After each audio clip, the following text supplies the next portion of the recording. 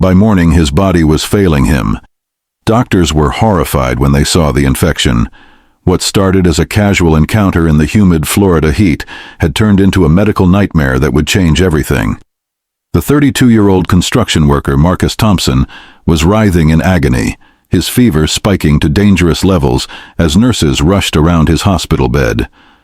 The emergency room physician, Dr. Sarah Mitchell, had seen countless cases in her 15 years of practice, but nothing, absolutely nothing, had prepared her for what she discovered when she examined Marcus that morning.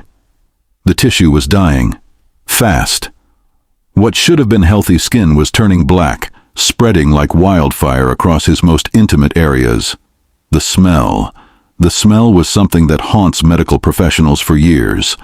It was the unmistakable scent of rotting flesh, and it was coming from a 20-something man who had walked into a bar just 48 hours earlier, completely healthy and full of life. Marcus could barely speak through the pain, but he managed to whisper the events of that Friday night, a night that started with laughter, drinks, and what seemed like harmless fun with a woman he'd met online. Her name was Jessica, and she was unlike anyone he'd ever encountered. She was confident, alluring, and at over 400 pounds, she carried herself with a presence that commanded attention. What Marcus didn't know, what he couldn't have known, was that their encounter would trigger a chain of events so devastating that it would make headlines across the country. The doctors were racing against time. Every hour that passed meant more tissue death, more infection spreading through his bloodstream. As they prepped Marcus for emergency surgery, one question echoed through the sterile hospital corridors. What exactly had happened in that motel room 2 nights ago? Before we continue with Marcus's terrifying ordeal, let us know in the comments where you're watching from. We'd love to hear from you. And if you're new here, click on the subscribe button so you never miss any of our upcoming videos. Marcus Thompson was the kind of guy you'd find at any construction site across Florida. Born and raised in Tampa, he'd spent his entire adult life working with his hands, building homes and commercial buildings under the relentless Florida sun. At 32, he was single, lived in a modest apartment near downtown, and enjoyed the simple pleasures in life. Cold beer after work, weekend fishing trips, and the occasional night out with friends. His coworkers described him as reliable, funny, and someone who always had your back when things got tough on the job site. Marcus wasn't particularly experienced with online dating, but after his last relationship ended 6 months earlier, his friends convinced him to try a dating app. He was looking for something casual, something to help him get back into the social scene without the pressure of commitment. That's how he met Jessica Rivera, a 28-year-old woman whose profile immediately caught his attention. She was different from the other women he'd matched with. Confident, direct, and refreshingly honest about what she wanted. Jessica described herself as a full-figured woman who embraced her body and wasn't ashamed of her size. At 412 pounds, she'd faced judgment and rejection from countless men, but she'd learned to filter out those who couldn't appreciate her for who she was. Her photos showed a woman with striking features, long dark hair, and eyes that seemed to hold secrets. She worked as a customer service representative for an insurance company, lived alone in a small apartment on the outskirts of Orlando, and had recently moved to Florida from Alabama. Their online conversations quickly became flirtatious and intense. Jessica was forward about her desires, and Marcus found himself drawn to her confidence and openness. She told him she preferred larger men, guys who worked with their hands and knew how to treat a woman right. Marcus, standing 6 feet tall and weighing 200 pounds of solid muscle from years of construction work, fit exactly what she was looking for. What Marcus didn't know was that Jessica had a history that would have sent him running if he'd discovered it earlier. In the 3 years since moving to Florida, she'd had encounters with several men she'd met online. Most of these relationships were brief, intense, and ended abruptly. Some of the men had complained of mysterious health issues weeks after their encounters, but Jessica always claimed ignorance. She moved frequently, changing apartments every few months, and rarely maintained contact with anyone for extended periods. The truth was that Jessica was carrying multiple infections that she either didn't know about or chose to ignore. Years of poor hygiene, untreated medical conditions, and a lifestyle that prioritized immediate gratification over long-term health had created a perfect storm of bacterial problems that she unknowingly passed on to her partners. Her previous encounters had resulted in at least 3 men seeking medical treatment for unusual infections, but none of them had been severe enough to warrant a criminal investigation. Friday, October 14th, was supposed to be just another weekend for Marcus. He'd finished a particularly challenging week installing drywall in a new shopping complex. His muscles ached from the physical labor, and he was looking forward to unwinding. Jessica had been texting him throughout the day, suggesting they finally meet in person after 2 weeks of online conversations. She proposed meeting at Ruby's Bar and Grill, a popular spot near the highway that attracted a mix of locals and travelers. Marcus arrived at Ruby's around 8 p.m., wearing his best jeans and a button-down shirt he'd ironed specifically for the occasion. The bar was dimly lit, filled with the usual crowd of working-class folks looking to blow off steam after a long week. He ordered a beer and found a corner booth, nervously checking his phone every few minutes. Jessica had said she'd be there by 8:30, and Marcus found himself both excited and anxious about meeting her in person. When Jessica walked through the door, heads turned, not just because of her size, but because of the way she carried herself. She wore a flowing black dress that accentuated her curves, her hair was perfectly styled, and she moved with a confidence that commanded respect. Marcus stood up as she approached, and when she smiled, he felt an immediate physical attraction that surprised him. Her photos hadn't captured the magnetism she possessed in person. They talked for hours. Jessica was funny, intelligent, and refreshingly direct about her life experiences. She told Marcus about growing up in a small Alabama town where being different made you a target, how she'd learned to defend herself both physically and emotionally, and how she'd come to Florida to start fresh. Marcus found himself opening up about his own struggles, his father's death when he was 18, the pressure of supporting his younger sister through college, and his fears about never finding someone who truly understood him. As the evening progressed and the alcohol flowed, their conversation became increasingly intimate. Jessica would lean across the table to touch Marcus's hand when she made a point, her perfume mixing with other scents that he couldn't quite identify. There was something musky, almost earthy about her smell, but in his slightly intoxicated state, Marcus attributed it to her perfume or perhaps the bar's atmosphere. Around midnight, Jessica suggested they continue their conversation somewhere more private. She'd booked a room at the Sunset Motel, a budget establishment about 10 minutes from the bar. Marcus hesitated for a moment, not because he wasn't interested, but because something felt rushed.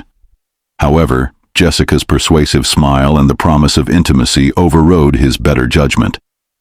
They left the bar together, with Marcus following Jessica's car to the motel. The Sunset Motel was exactly what you'd expect from a $40 a night establishment: faded paint, flickering neon signs, and the kind of anonymity that attracted people who preferred not to be remembered. Jessica had already checked in, and she led Marcus to room 217, a ground-floor unit with a view of the parking lot. The room smelled of industrial cleaning products attempting to mask years of cigarette smoke and other odors Marcus preferred not to think about. What happened next would haunt Marcus for the rest of his life. Jessica immediately began undressing, and Marcus was struck by the reality of her size and the various health issues that became apparent once her clothes were removed. There were areas of discoloration on her skin, what appeared to be old scars or wounds that hadn't healed properly, and a strong odor that he now realized had nothing to do with perfume. Despite his growing unease, Marcus was too far into the situation to back out gracefully. The intimate encounter lasted approximately 2 hours. During this time, Marcus noticed several things that should have been warning signs. Jessica winced when he touched certain areas of her body. She repeatedly redirected his attention when he tried to examine areas that seemed irritated or infected, and there were moments when the smell became so overwhelming that he had to breathe through his mouth.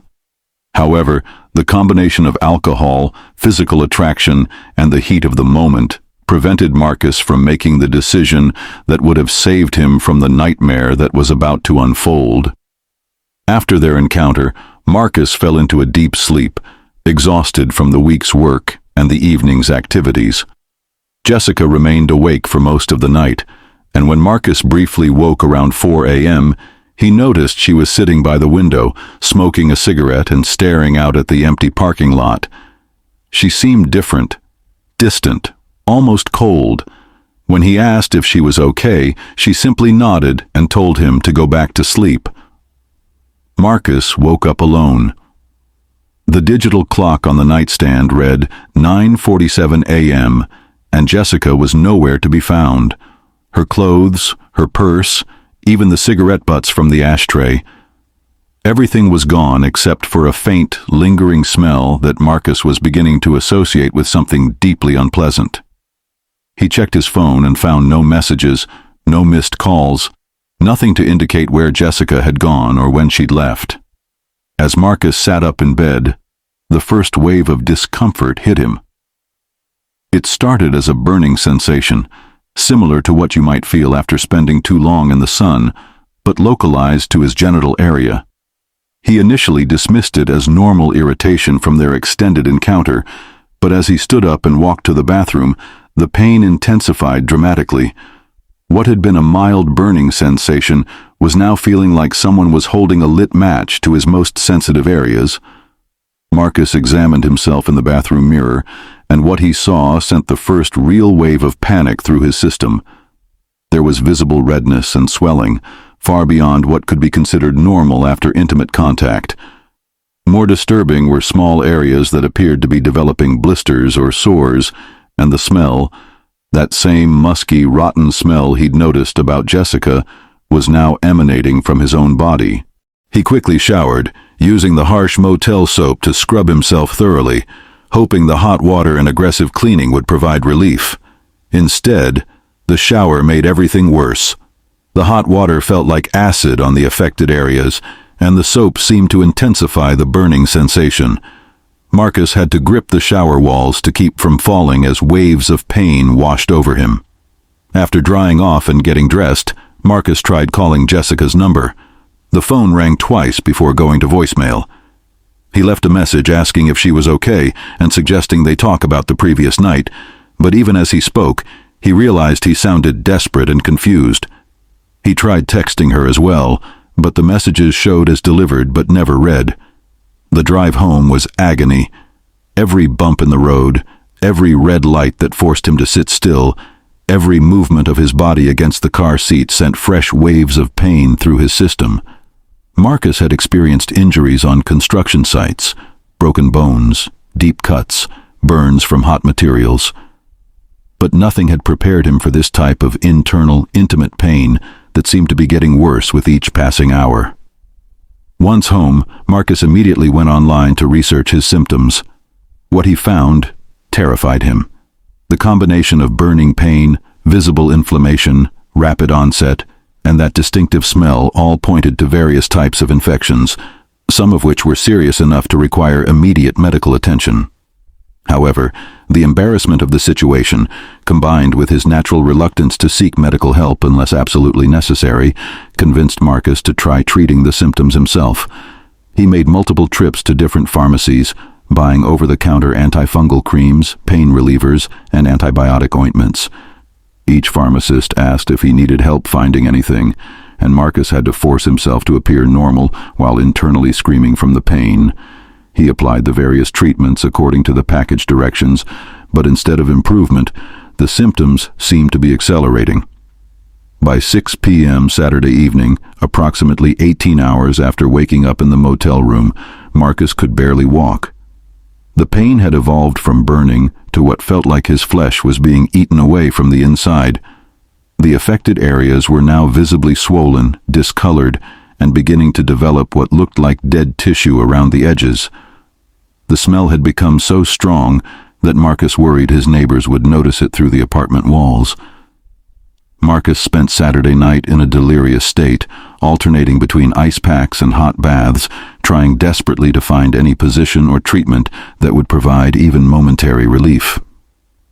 He called in sick to work, something he'd only done 3 times in his entire career, and spent Sunday researching emergency rooms and urgent care clinics while battling increasing fever and chills. By Sunday evening, Marcus could no longer deny that he was facing a medical emergency. His temperature had spiked to 103 degrees, he was experiencing dizziness and nausea, and the affected areas of his body looked like something from a horror movie. The flesh was turning dark, almost black in some places, and there was a clear line of demarcation where healthy tissue met whatever was destroying his body from within. Marcus drove himself to Tampa General Hospital, stopping twice during the 15-minute journey to vomit on the side of the road.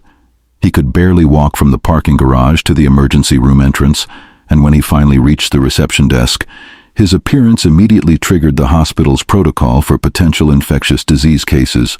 The triage nurse, Maria Santos, had seen thousands of patients in her 12-year career, but Marcus's condition immediately caught her attention. He was sweating profusely despite the hospital's air conditioning. His skin had a grayish pallor that indicated systemic infection, and there was a smell, an unmistakable odor of rotting tissue that experienced medical professionals recognize instantly. Within minutes, Marcus was in an isolation room being examined by Dr. Sarah Mitchell, the emergency physician who would later describe his case as one of the most severe presentations of necrotizing fasciitis she'd encountered in her career. Dr. Mitchell had completed her residency at a Level 1 trauma center in Miami, where she'd treated gunshot victims, overdoses, and every conceivable type of medical emergency. But Marcus's condition shocked even her experienced medical team. When Marcus finally removed his clothes for examination, the extent of the damage became clear. What had started as localized irritation had become a rapidly spreading infection that was literally eating away healthy tissue. The medical term is necrotizing fasciitis, commonly known as flesh-eating bacteria, and in Marcus's case, it had found the perfect environment to multiply and spread at an alarming rate. Dr. Mitchell immediately called for backup from the hospital's infectious disease specialist, Dr. Robert Kim, and the surgical team led by Dr. Amanda Rodriguez. The three physicians worked together to assess the extent of the damage while Marcus drifted in and out of consciousness from the pain and fever. What they discovered was that the infection had already spread beyond the initial site and was beginning to affect his bloodstream, creating the potential for septic shock. The medical team faced a crucial decision. Emergency surgery was necessary to remove all the dead and dying tissue, but the extent of the procedure would be both physically and psychologically devastating for Marcus. Dr. Rodriguez explained to Marcus during a moment when he was lucid that they would need to perform extensive debridement, essentially cutting away all the infected tissue to prevent the bacteria from spreading further into his body. Marcus, barely conscious and in agony, could only nod his consent as the medical team prepared him for what would be the first of multiple surgeries. The anesthesiologist, Dr. Michael Torres, noted that Marcus's vital signs were becoming increasingly unstable, and there was a real possibility that he might not survive the procedure. The surgery lasted 4.5 hours. Dr. Rodriguez and her team meticulously removed layer after layer of infected tissue, working to stay ahead of the bacterial destruction while preserving as much healthy tissue as possible. The pathology report would later confirm that Marcus was infected with multiple types of bacteria, including Group A Streptococcus and several other organisms that typically indicate poor hygiene conditions in the source of infection. When Marcus woke up in the intensive care unit 36 hours later, the reality of his situation hit him like a physical blow. The surgical team had been forced to remove significant amounts of tissue, leaving him permanently disfigured and facing months of reconstruction surgeries. More immediately concerning was the fact that the infection was still present in his bloodstream, requiring aggressive intravenous antibiotic treatment and close monitoring for signs of organ failure. Dr. Mitchell sat beside Marcus's bed and gently explained what had happened. She described how certain types of bacteria, particularly those found in environments with poor sanitation, could cause rapid tissue death in the right conditions. She carefully explained that intimate contact with someone carrying these bacteria could result in transmission, especially if there were any small cuts or abrasions that allowed the organisms to enter the bloodstream. Marcus tried to process this information while dealing with the physical reality of his condition. The doctors were honest about his prognosis. He would survive, but his life would never be the same. The extensive tissue removal meant that normal function might never fully return, and he would require multiple reconstructive surgeries over the following year. More immediately, he was facing weeks in the hospital while his body fought off the remaining infection and began the slow process of healing. The Tampa Bay Health Department received notification of Marcus's case within 48 hours of his admission to the hospital. Cases of severe necrotizing fasciitis, particularly those with suspected sexual transmission, are required to be reported to public health authorities to prevent potential outbreaks and identify other victims who might need treatment. Dr. Patricia Williams, the lead epidemiologist for Hillsborough County, was assigned to investigate the source of Marcus's infection.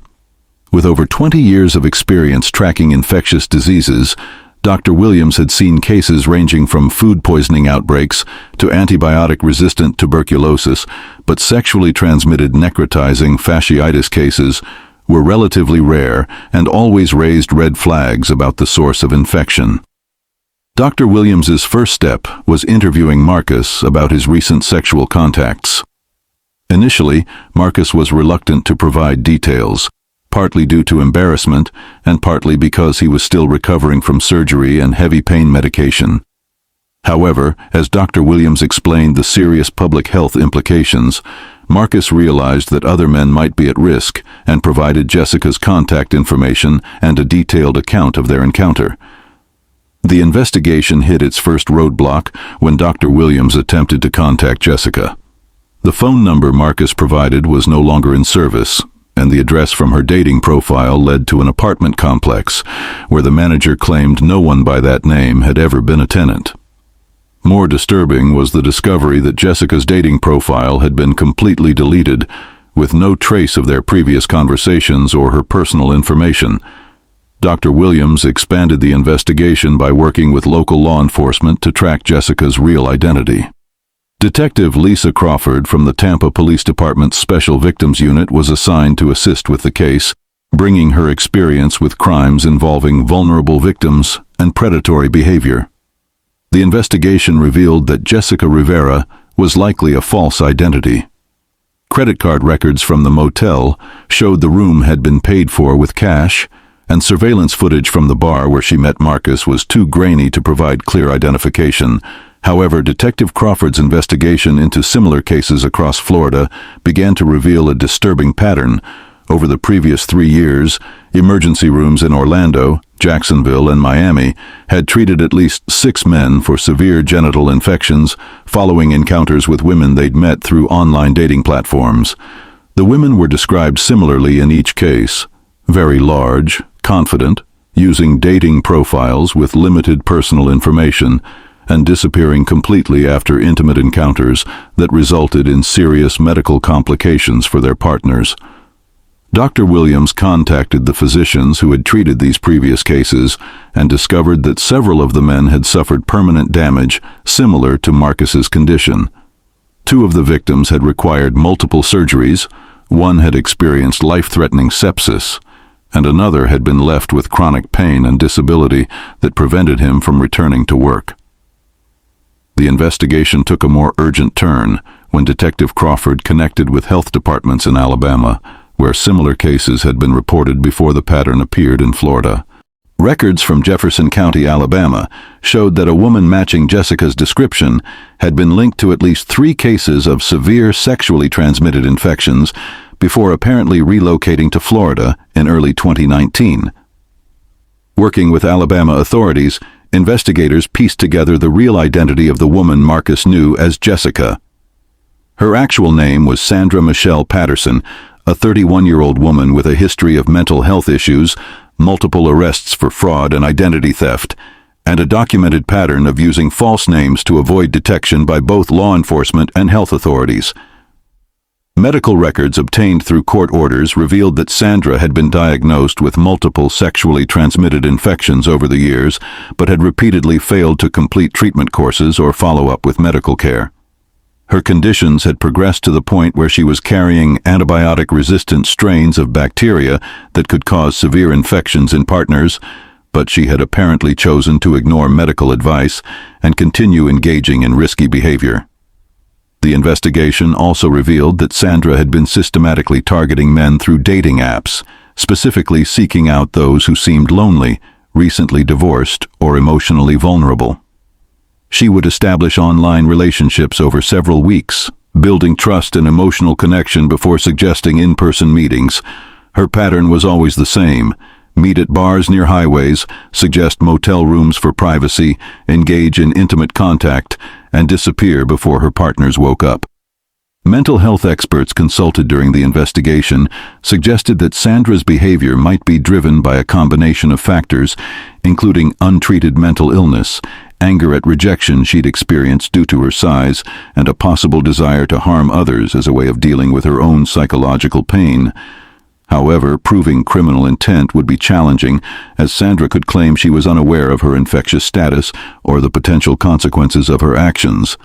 The most disturbing aspect of the investigation was the discovery that Sandra had been escalating her behavior.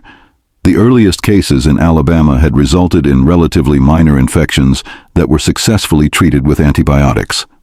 However, as her own untreated conditions worsened and became more resistant to treatment, the severity of infections she transmitted had increased dramatically, culminating in Marcus's life-threatening case. The story of Marcus Thompson's ordeal remained relatively quiet until a nurse at Tampa General Hospital mentioned the unusual case to her brother, a freelance journalist who specialized in bizarre Florida news stories. Within days, the case had been picked up by local news stations, and from there it exploded across social media platforms and national news outlets. The headline that appeared on most news websites was deliberately sensational. Florida man nearly dies after encounter with 400-pound woman carrying flesh-eating bacteria. The story had all the elements that modern media consumption craved: sexual scandal, medical horror, weight-based discrimination, and the always popular Florida man angle that had become synonymous with bizarre news stories. Local news stations in Tampa were the first to report on the story, with WFLA Channel 8's Evening News featuring an interview with Dr. Mitchell about the medical aspects of necrotizing fasciitis. The story quickly gained traction on social media, where it was shared thousands of times within the first 24 hours, often accompanied by jokes and memes that trivialized the serious medical and legal implications of the case. Facebook and Twitter users latched onto the story with a mixture of shock, humor, and judgment. Comments ranged from crude jokes about Marcus's choices to more serious discussions about the dangers of casual sexual encounters and the responsibilities people have to disclose known health conditions. Unfortunately, much of the online conversation devolved into body shaming and discriminatory comments about both Marcus and Sandra, with users making assumptions about their lifestyle choices and personal character. The story gained national attention when it was picked up by cable news networks and online platforms like Reddit, where it became one of the most discussed stories in several forums. The Reddit thread dedicated to the story received over 15,000 comments in its first week, with users analyzing everything from the medical details of necrotizing fasciitis to the legal implications of knowingly transmitting infectious diseases. Several news outlets attempted to interview Marcus during his recovery, but his family and medical team made the decision to protect his privacy during the healing process. However, this decision only fueled more speculation and sensationalized reporting, with some outlets publishing articles based entirely on unnamed sources and medical speculation. The case also sparked serious discussions in medical and legal communities about the challenges of prosecuting cases involving sexually transmitted infections, particularly when the transmission might be unintentional or when the perpetrator suffers from mental health issues that affect their decision-making capacity. Legal experts appeared on television programs to discuss the precedent that Sandra's case might set for similar situations in the future. Public health officials used the media attention as an opportunity to educate the public about the realities of necrotizing fasciitis and other serious sexually transmitted infections. Dr. Williams gave several interviews emphasizing that while Marcus's case was extreme, it highlighted the importance of honest communication between sexual partners and regular medical screening for sexually active individuals. The story also generated discussion about online dating safety, with experts recommending background checks, video calls before in-person meetings, and trusting instincts when something feels wrong about a potential partner. Dating app companies found themselves answering questions about their verification processes and what responsibility they bear for ensuring user safety. However, much of the media coverage and public reaction missed the most important aspects of the story. Marcus was a real person who had suffered permanent, life-changing injuries that would affect him for the rest of his life. Sandra, regardless of her actions, was also a human being with serious, untreated medical and mental health conditions who needed professional intervention rather than public ridicule. The sensationalized coverage also had the unintended consequence of discouraging other potential victims from coming forward.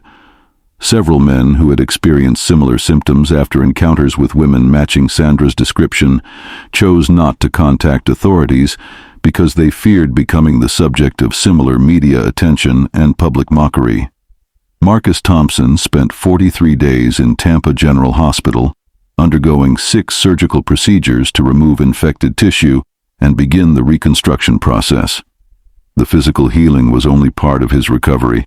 The psychological trauma of the experience, combined with the media attention and permanent changes to his body, required extensive counseling and support from mental health professionals. When Marcus was finally discharged from the hospital in December, he faced a long road to recovery that would include monthly follow-up appointments, ongoing antibiotic treatment, and at least 4 more reconstructive surgeries over the following 18 months. The medical bills exceeded $250,000, most of which was covered by his construction company's health insurance, but the out-of-pocket expenses still created significant financial hardship. More challenging than the financial burden was the impact on Marcus's ability to work and maintain relationships. The extensive tissue damage meant that he could no longer perform the physical labor that had defined his career, forcing him to retrain for office work while dealing with chronic pain and mobility limitations. The psychological impact of the trauma also affected his ability to trust others and engage in intimate relationships. Marcus's family, particularly his sister Jennifer, became his primary support system during recovery. Jennifer, a nurse practitioner in Jacksonville, took a leave of absence from her job to help Marcus navigate the medical system and adjust to his new physical limitations. She also served as his spokesperson during the media frenzy, protecting his privacy while ensuring that accurate medical information was shared with the public. The investigation into Sandra Patterson's whereabouts continued for months after Marcus's initial hospitalization. Detective Crawford worked with law enforcement agencies across multiple states, tracking credit card usage, vehicle registrations, and other digital footprints that might reveal Sandra's location. The investigation was complicated by Sandra's use of multiple false identities and her apparent understanding of how to avoid detection by authorities. In February, Sandra was finally located in a motel outside of Phoenix, Arizona, where she had been living under the name Michelle Johnson and had apparently been using dating apps to meet local men. When Arizona authorities arrested her on charges related to the Florida cases, they discovered that she had been seeking treatment at a free clinic for worsening symptoms of her own infections, but was not complying with treatment protocols. Sandra's arrest and subsequent extradition to Florida raised complex legal questions about criminal liability for disease transmission. The prosecution faced the challenge of proving that Sandra knew her actions could cause serious harm to others, while her defense attorneys argued that her mental health conditions impaired her ability to understand the consequences of her behavior. During psychological evaluation, Sandra was diagnosed with multiple personality disorders and showed signs of severe depression and anxiety that had been untreated for years. Mental health experts testified that her pattern of behavior might have been driven by a combination of anger, self-destructive impulses, and a distorted desire for intimate connection that was complicated by her physical and mental health challenges. The legal proceedings were further complicated by the discovery that Sandra herself was a victim of childhood sexual abuse and had been failed by multiple social service agencies that could have provided treatment for her mental health and medical conditions before her behavior escalated to the point of causing harm to others. In August, Sandra accepted a plea agreement that included charges of aggravated assault with a deadly weapon, the deadly weapon being the infectious bacteria she carried and transmitted knowingly to multiple victims. She was sentenced to 8 years in state prison with mandatory mental health treatment and medical care for her own infections. Upon release, she would be required to register as a sex offender and complete ongoing counseling. The plea agreement also required Sandra to provide full cooperation with health authorities to identify and contact other potential victims who might have been exposed to infection during her years of predatory behavior. This cooperation led to the identification of 11 additional men who had been infected, though most had experienced less severe symptoms and had not connected their illnesses to their encounters with Sandra. For Marcus, Sandra's conviction provided some sense of closure, but it couldn't undo the permanent changes to his life. By the time of her sentencing, he had completed most of his reconstructive surgeries and had begun working as a project coordinator for his former construction company, a position that allowed him to use his experience while accommodating his physical limitations. Marcus Thompson's story forces us to confront uncomfortable questions about responsibility, vulnerability, and the unexpected ways our choices can change our lives forever. When Marcus walked into Ruby's bar that October evening, he was making the same decision millions of people make every day, seeking connection, intimacy, and perhaps a temporary escape from the routine of daily life. The question that haunts many people who hear Marcus's story is, could this happen to anyone? The medical reality is that severe infections like necrotizing fasciitis are relatively rare, and cases involving sexual transmission are even less common. However, the conditions that allowed Sandra Patterson to harm multiple victims, untreated mental illness, inadequate healthcare access, and social isolation, are far more common than most people realize. Marcus's experience also highlights the complex intersection of personal responsibility and systemic failures. While Sandra bears ultimate responsibility for her actions, her behavior was enabled by a healthcare system that failed to ensure she received proper treatment for her medical conditions and a social services system that didn't recognize or address her mental health crises before they escalated to criminal behavior. The case raises difficult questions about disclosure and consent in intimate relationships. How much medical history are partners obligated to share? At what point does withholding information about infectious conditions become criminal? These questions become even more complex when mental illness affects a person's ability to understand or care about the consequences of their actions. For Marcus, the physical recovery was only part of his healing process. The psychological impact of being betrayed in such an intimate way, combined with the media attention and permanent changes to his body, required years of counseling to address. He struggled with feelings of shame, anger, and a loss of trust that affected every aspect of his life. However, Marcus's story is also one of resilience and the power of human support systems.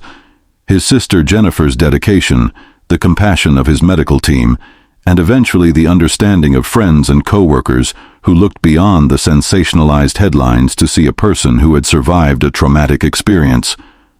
All of these factors contributed to his ability to rebuild his life. Today, Marcus works as a construction project manager and has become an advocate for better health education and dating safety awareness. He speaks occasionally at health education seminars, sharing his experience to help others understand the importance of honest communication and medical screening in intimate relationships. The broader implications of Marcus's case extend beyond individual responsibility to questions about how society addresses mental illness, provides healthcare access, and prevents predatory behavior before it causes irreversible harm. Sandra Patterson's story might have ended very differently if she had received proper mental health treatment and medical care years before she began harming others. As we reflect on this case, it's important to remember that behind the sensationalized headlines and social media jokes were real people whose lives were forever changed by a series of choices and circumstances that none of them could have fully predicted or controlled. Marcus's survival and recovery represent both the fragility of human health and the remarkable resilience of the human spirit in the face of unimaginable challenges. The question that lingers after hearing Marcus's story isn't just about the specific medical and legal issues involved, but about the broader human capacity for both harm and healing, and the responsibility we all share for creating communities where people like Sandra receive help before they hurt others, and where victims like Marcus receive not just medical treatment, but the support and understanding they need to rebuild their lives. So I ask you, how do you think this story might have unfolded differently if Sandra had received proper mental health care years earlier?